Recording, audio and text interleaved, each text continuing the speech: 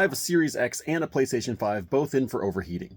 My one question to them was, do you have pets? And they have a dog, so I have a feeling it's gonna be a lot of hair and dust in there. And yeah, right off the bat, it looks like that's what's gonna be the problem. Let's start with the Xbox, because I haven't worked on one of those in a while. Okay, first impressions. Very dusty. This carpet right here is the heatsink. That's why we're not getting any cooling. My God, bro. Oh, hell no, man. Really, it's just gonna need a pretty good blowout.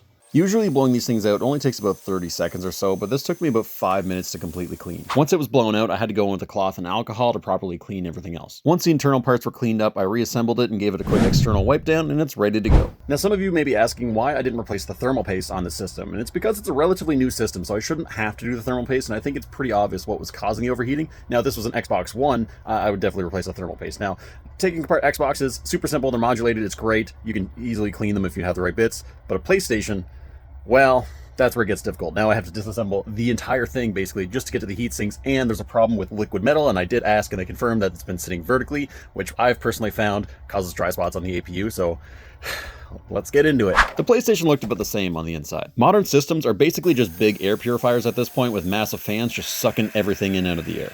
So this is all cleaned out as well as the power supply. I wanted to do this before I took off the board because I don't want to get any dust accidentally in the APU. Okay, so I separated the board from the heatsink, and as you can see, we have some dry spots here, so I'm going to try to polish those up as best I can and redistribute the liquid metal. So the normal way wasn't getting rid of this oxidization spot, so I cleaned all the liquid metal off with alcohol. Now I'm going to try to scrub that up with more alcohol and see if I can get it. If not, there's a few other ways I've never tried, like a fiberglass pen. Some people have used like fine grit sandpaper or metal polish. Well, alcohol didn't work, so I'm going to use a fiberglass pen, which I'm nervous about because I've never actually done. Everybody says it will work, but because I've never done it, I'm just going to assume it's going to burst into flames and everything's going to go wrong.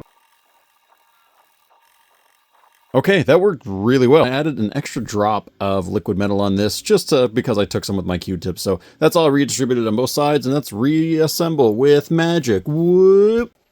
And it's all done. Now we're going to lay it down like this because we probably should keep it like this. And we're going to do one final touch because it's already been sticker bombed.